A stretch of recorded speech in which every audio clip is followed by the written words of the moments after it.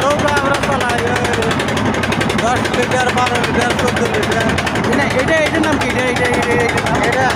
এটা গিয়ার চালাইতেছি। ওইটা এটা হাল ডাল এটা ডাইন পায়ে যাবে না, এটা দেখেন। আচ্ছা, এটা তো আপনি এটা ঢাকা গেছিলেন? হ্যাঁ ঢাকা গেছিলাম। কয়দিন লাগে? 7 দিন লাগে, মনে করেন 10-15টা নাও গেলে 7 দিন লাগে। আর এবার যদি চালিয়ে যায় হ্যাঁ, মনে করেন 2 দিনে যায়। দুদিনে যায়। এবার যে কোথায় ওঠেন, কোন নদীতে ওঠেন আগে? হ্যাঁ এই নদী থেকে কোন নদীতে যান আগে?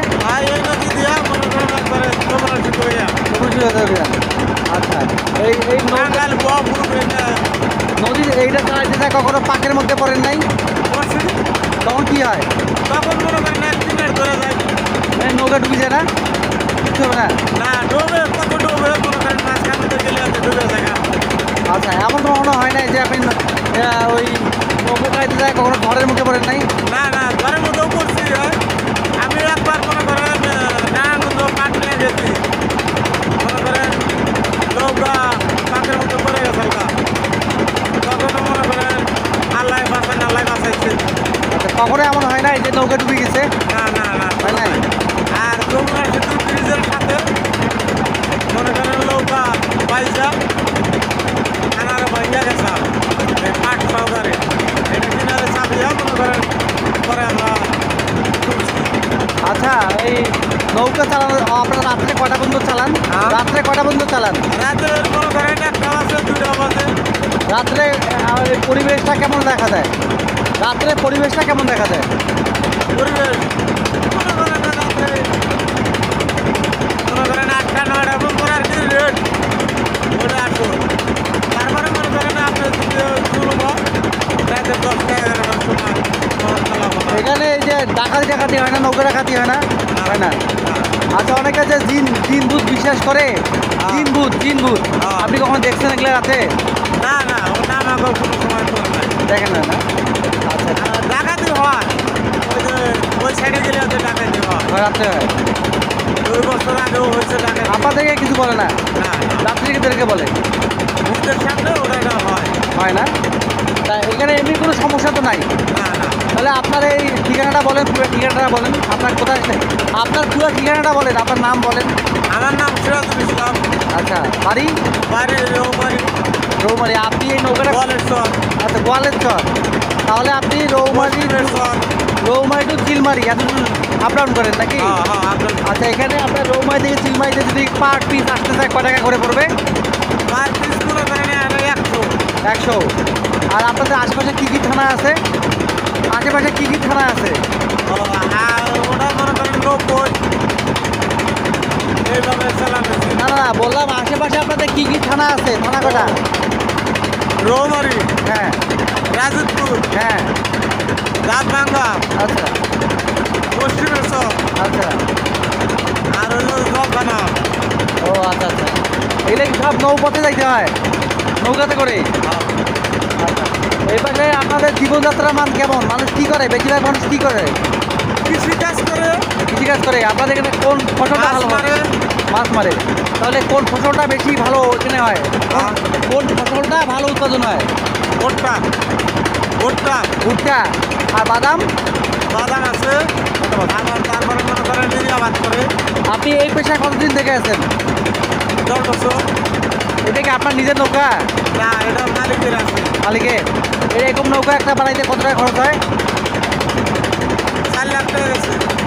তাহলে মালিককে প্রতিদিন দেওয়া লাগে কয় টাকা? মনে করেন 4,000 কিনলে 2,000 মালিক আর 2,000 দুই মাল লাগে। আর তেল খরচ? যার খরচ বাদে। আপনাদের তেল খরচ? ঠিক আছে। আসসালামু আলাইকুম।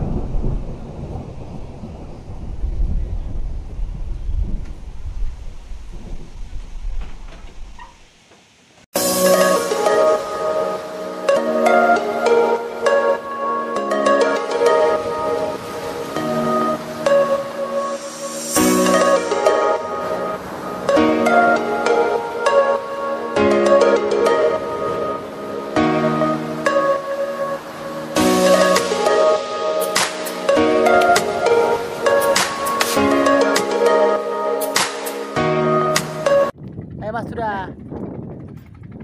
এই যে আফসানা বা লুক এট দিস ফোন এই যে কি তুমি বসতে আছো আমরা যে কাউয়ের গাড়িতে যাচ্ছি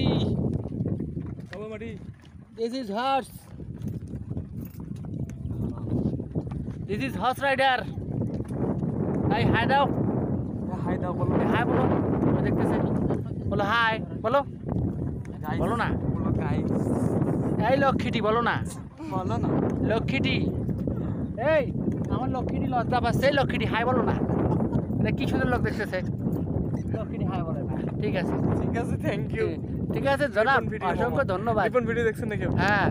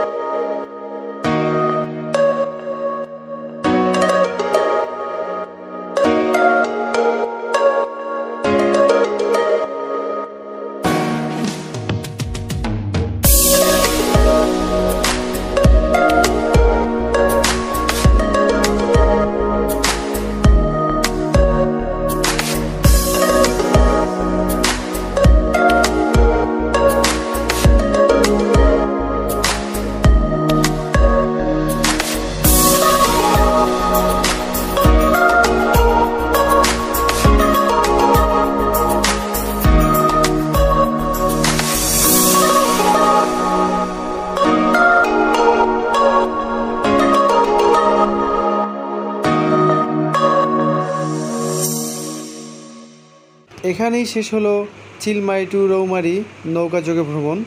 তো আমি চেষ্টা করলাম বিভিন্ন স্পট দেখানোর। তো ভালো থাকবেন, সুস্থ থাকবেন।